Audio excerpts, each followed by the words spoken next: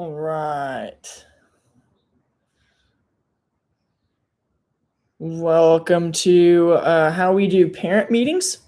A couple years ago in student ministry, we started doing our parent informational meetings via YouTube Live, so that way you guys could stay at home in the comfort of your house instead of getting out and driving in for information. If we've never met before, my name is Lane. I'm the student pastor at First Baptist Church in Marble Falls. I will be taking your kids to Camp Collide with us this weekend. I'm super excited. Best weekend, really week, I guess 5-day experience of the year. I'm going to give you some information about camp and what camp is.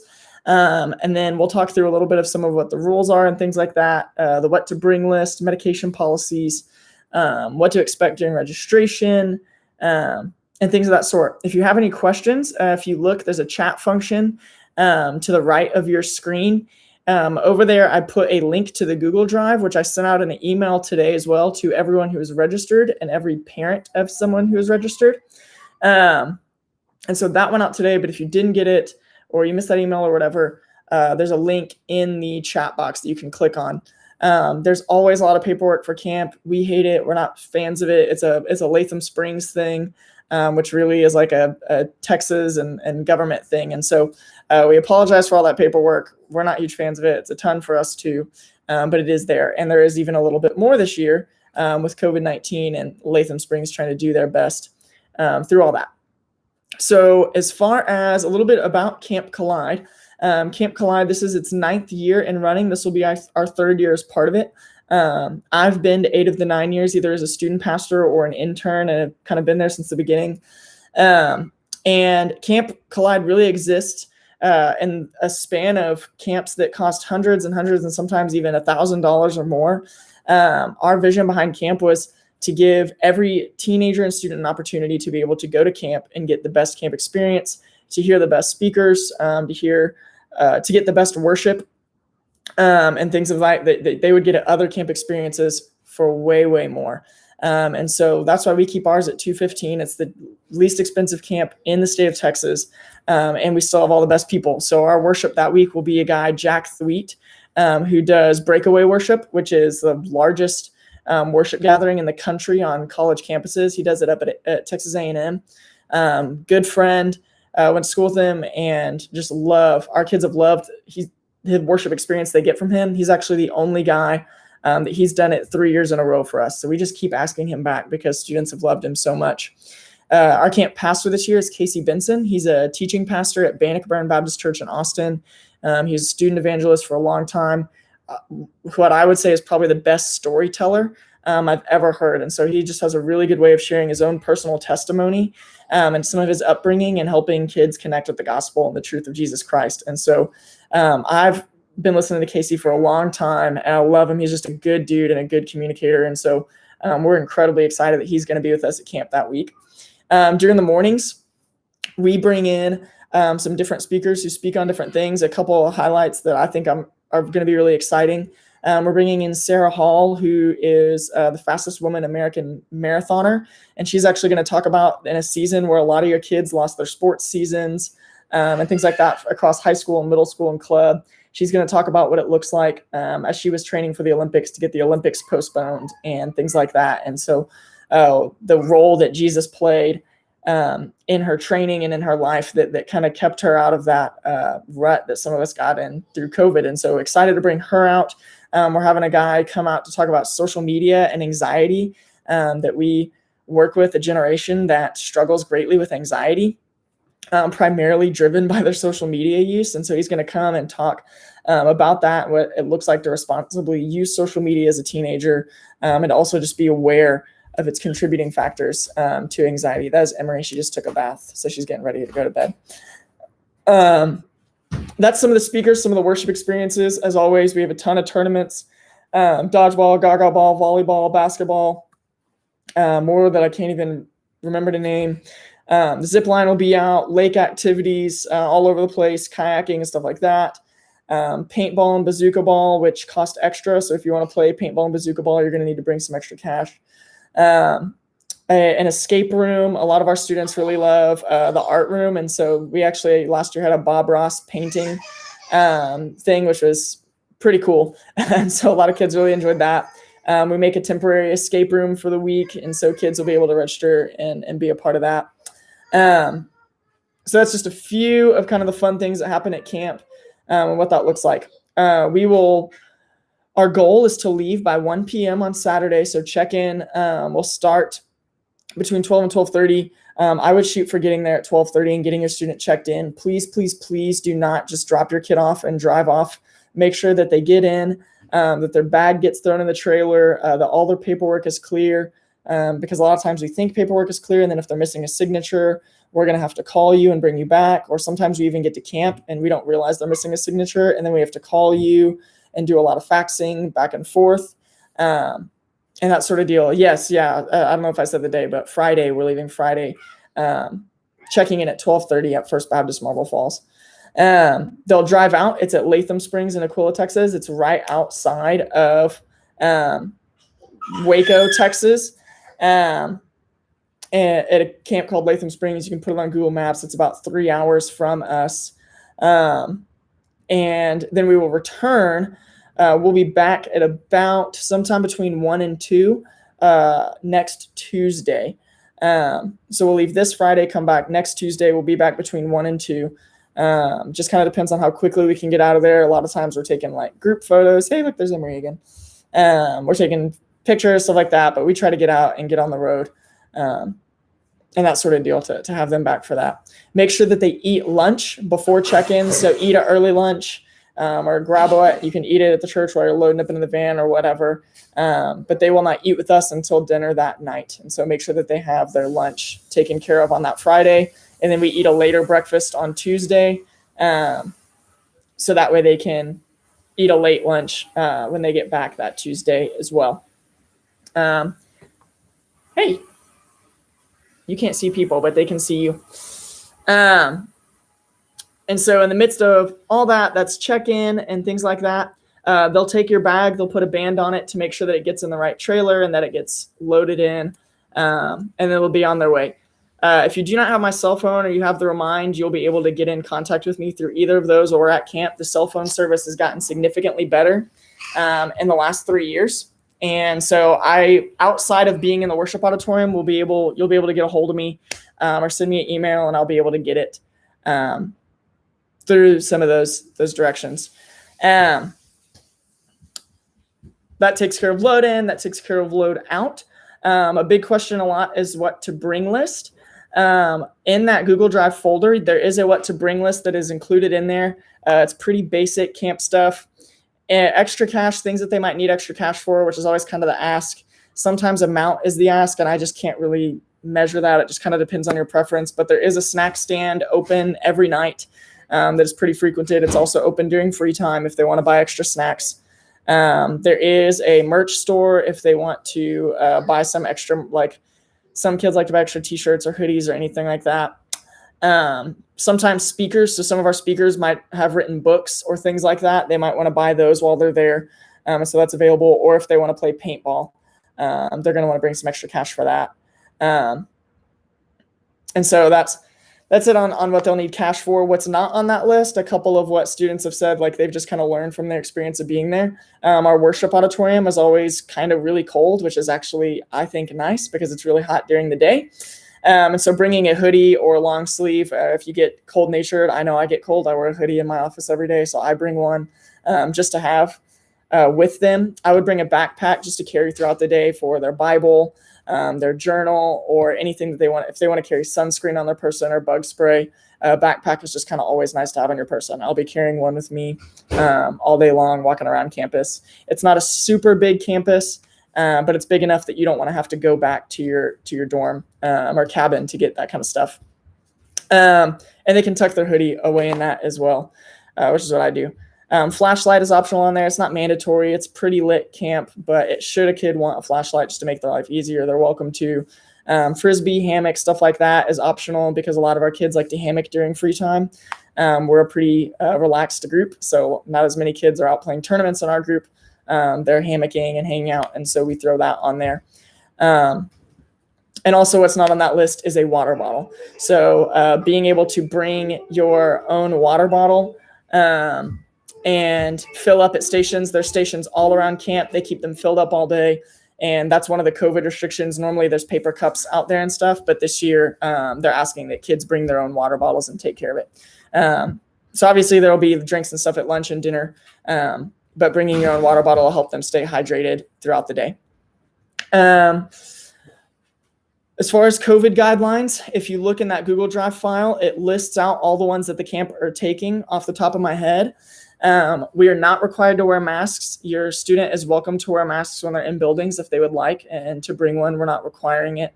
And camp is not requiring it. And these are guidelines given to them by the state of Texas in order to open up. The water bottles having their own is a huge guideline for them as well. While they're in cabins, they'll be sleeping head to toe. And that's kind of in an effort to keep the breathing space 6 feet apart. There will be a lot of cleaning happening on campus. Our lunches and meals will be kind of shrunk down, so they'll go in sections so as not to fill the cafeteria a whole ton. There'll be a seating chart, so that way churches are just sitting with one another, so we're not sitting in close proximity to other churches and things of that sort, which is a restriction that is taking place. There will be hand washing stations going into all meals, and so they'll wash their hands as they go in. We are equipping all of our small group leaders for the week with hand sanitizer bottles. We encourage you that if you want to send a hand sanitizer bottle with your student, that you go ahead and do that. And they will be taking care of that. Somebody else says they're fishing. There has been fishing in previous years. I know that they will not be providing fishing from them this year just because of poles back and forth and sharing. If you have like a smaller pole that you're able to take apart and put back together that you want to bring, I don't know if they'll be letting you fish with your own pole, but if you want to try for that, you can go ahead and do that. Those are some of the restrictions on that. A lot of it is going to be on the cleaning side of things. At camp, one of the things that we say is students are not allowed back in the cabins kind of once the day is started. So once they wake up, there are things going on all day, even during free time. That we don't ask them to go back to the cabin unless they absolutely need to. So maybe they need to shower after the lake or to change clothes to go play a tournament or something like that. And that's totally cool. We're going to be even more strict on that this year because there's going to be cleaning going on in the cabin during the day, every day, just to keep that turnaround really good. With that, it is going to be hot. Stay hydrated. There's a lot of indoor activities during free time and stuff like that to do. We've never had a problem. I'm out there every day sweating it out. My 1.5-year-old will be out there with us and things of that sort. So just know that that'll be the case throughout camp as well. I think that's kind of the majors on the COVID restrictions and guidelines. You can go back and check. If you have any specific questions, you're welcome to email me, and you can actually look in the chat box, and I will put my email in there if you don't already have it. It's also, you can find it at our church website and things like that. For the next few days before camp, email is the best way to get a hold of me because sometimes the text messages just start flooding in and I lose track of them. Some of you have already kind of seen that and realized that. Another major thing every year is medication. So there is a document in your Google Drive folder that's their registration. Within the registration, it is going to ask if there's any medications that your student takes. By the requirement of Texas state law, if they come into a cabin and see medication out and things like that, that is against the law. So they are required by law to check in their medication to the nurse. The only exception is inhalers, in which they can check an inhaler into the nurse and keep one on person. Every year people ask, well, can they just, keep it on their person and not write on the document? I will put it this way and you can do with it what you will. And I put it this way every year. Anything written on the student's registration form as a medication that they take must be checked in. If it is not checked in, there is a possibility, although I think I've only seen it once in 9 years, but a possibility that the state comes in and does a random check, and should they be found with some of their medication in a bag or anything like that, they could be in legal trouble in that way. So just know that the nurse's office is open till late in the night and opens early in the morning.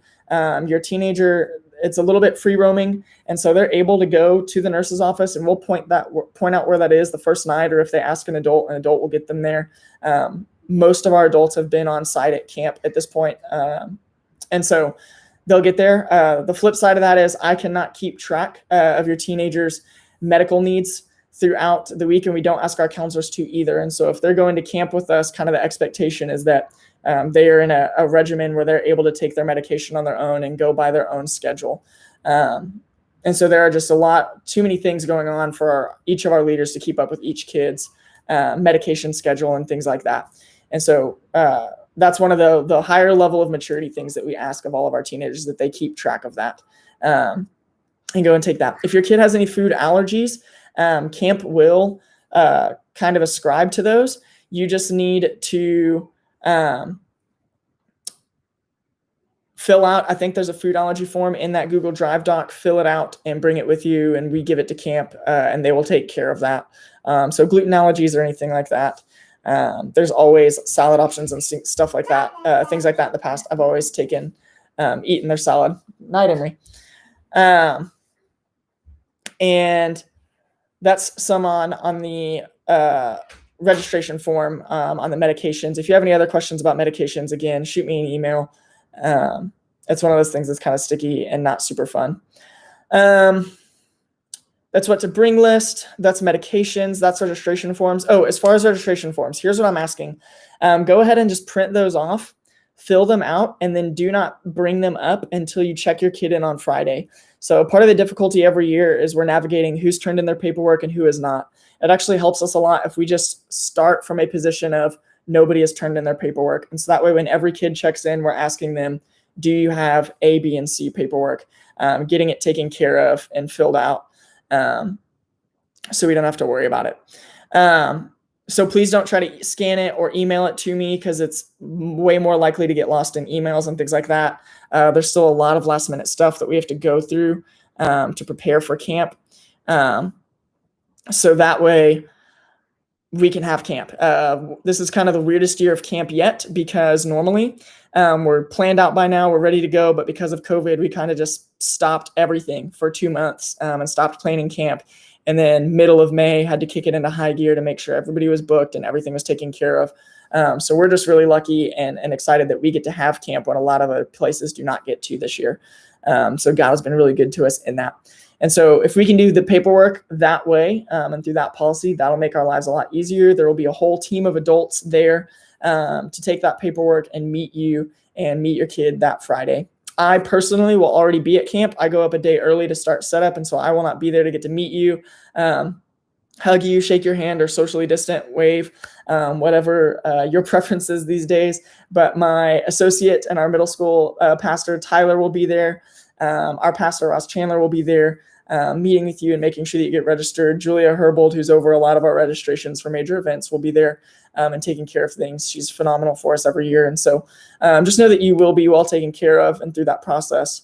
If it's your kid's first camp experience, I know that after doing Camp Collide 8 years, that this is one of the most exciting lineups that we've had of speakers and just things that we feel really good about in that world. I know we're bringing back silent disco that we've had in the past, Collideageddon, which I can't even begin to explain, but you'll see on the video later. We're bringing in comedians for late night stuff and all kinds of stuff. But more than that, God just does an incredibly cool thing in our group every year that he can only do at camp.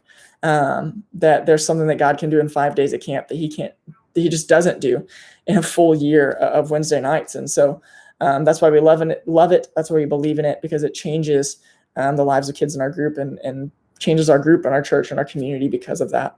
And we hope that you get to hear some of that testimony this year coming out of that. But I think that covers some schedule questions. That should cover some what to bring questions. That should cover drop-off questions, pickup questions. As far as what to bring, I think I covered the basics of clothing. I know for me, again, I guess maybe a camp hack is I actually bring 2 shirts per day. So that way, if I sweat through the first shirt, or I'll wear like a different shirt for rec than I do the rest of the day, or something like that. That's kind of a little bit of a hack there of camp packing list for you if you need one. During worship and stuff, there are camps that, they dress up nice for worship, stuff like that. Man, we don't. Kids can wear tanks and things like that. The swimsuit policy has been asked. The Latham Springs swimsuit policy for girls is that you wear a one piece or a cover up. For guys, the requirement is just that you wear a shirt down to the lake. Now, once you get to the lake, they wear life jackets at the lake anyway. They don't in the swimming pool, but at the lake they do because it's a water slide. It's all deep end only. It's like giant inflatables and stuff like that. So that's on swimsuit policy. I know I've gotten a few questions on that. Other than that, I really think that covers the vast majority of what we do. I don't see any other questions in the chat box. I will keep this YouTube video up. I'll put it out on Remind for parents that have missed it, and make sure that Google Drive doc gets seen as well, so all the paperwork gets taken care of. If you have any questions up to that point, for real, please shoot me an email, give me a call the church office, and we will work through some stuff. And lastly, even though registration is closed, we always kind of have a few odds and ends spots left over. And so if a family member or a friend or somebody decides last minute that they want to go to camp or something is freed up, please just reach out to me and we try to work that out as best we can last minute. If you backed out and last minute want to get back in, call and let me know, and we'll just make that work out again. The Remind link, that's a good question. If you text, and I'll put it in the chat box as well, FBCMFSTU to 81010. As always, that's kind of always the Remind number. If you haven't caught that yet, that's a little cheat for you. We always send out information there. And so if you're going to be in our student ministry, really to any extent, that is kind of the cheat code to everything. All our info goes out there. So yeah, I think that covers everything. I think that covers major questions on medications and stuff that we get every year. Lastly, and we really don't have a lot of major issues, but as far as rules, there's a whole rules and like discipline layout in that document. And so I'm not going to go through all of them, but here are some things that I say. Just because we're going to church camp does not mean that every kid knows Jesus. And that's actually the goal. We want to be able to take kids that don't know Jesus so they can meet him for the first time. And so one of the things that I always say is, don't take anything that you're desperately afraid is going to get stolen. We have not had major issues in the past, but sometimes, girls will bring like designer jewelry, or guys will bring the Nintendo Switch and stuff like this. Like, look, you don't need your Switch at camp. You're probably not going to meet your husband, so you don't need your designer jewelry. And if you do, middle school and high school guys will pretty much just settle for a girl that brushed their teeth. Like, they'll be very excited about that. And so, and that just... leave that stuff at home. It keeps it to where you don't have to worry about it getting stolen and have anxiety about that. Alongside that, leave all your prank stuff at home. Guys, leave your pocket knives at home. Those are kind of down in the lower phases of rules, that if you get caught with those things or you get caught doing pranks, that'll be an immediate send home. So if you bring, air horns, fireworks, shaving cream, all that kind of stuff, because you have some great camp prank planned. If you're a guy found in a girl's cabin, if you're a girl found in a guy's cabin, if you're a guy and a girl found alone off in the woods, mom and dad, those are going to be moments that even if it's 1 a.m. that we're finding that stuff out, that you're going to be driving out to camp and picking up your student. And so just be aware that those are some of the rules that we have set in place. They're not super strict. I haven't had an issue in a very, very long time, but just make sure you go over that with your kids, so that way you aren't totally surprised if you get a call in the middle of the night. So go over those, look at those rules, be aware of those, so that way everybody can have a good time. Leave the expensive stuff at home. I'm wearing my Walmart clothes to camp, and so that's what I do to just be okay with what's going on. I leave all my sweet designer stuff at home, and other than that, I don't really own any designer stuff. I just own a bunch of youth ministry t-shirts. So good chance to use all those that we've given you in the last 3 years. Okay, that really is everything that we have. Feel free to text me, email me, call me, shoot me a message through Remind, and I just start working through those every day, and I try to get back to you as fast as I can. But just know that you are one of a lot of people probably messaging me. So if you'll have some patience with me in the next few days, we'll get to camp, and it will be hopefully the best week of your kids' summer. Love your kids. Can't wait to hang out with them. Love you as parents. We want to be on your team and helping raise your kid up in the faith, that they would know Jesus and change their community and the world because of it. Hope you guys have a great night, and that I get to meet you or hear from you soon, and that we can help you in any way that we can. Bye, guys.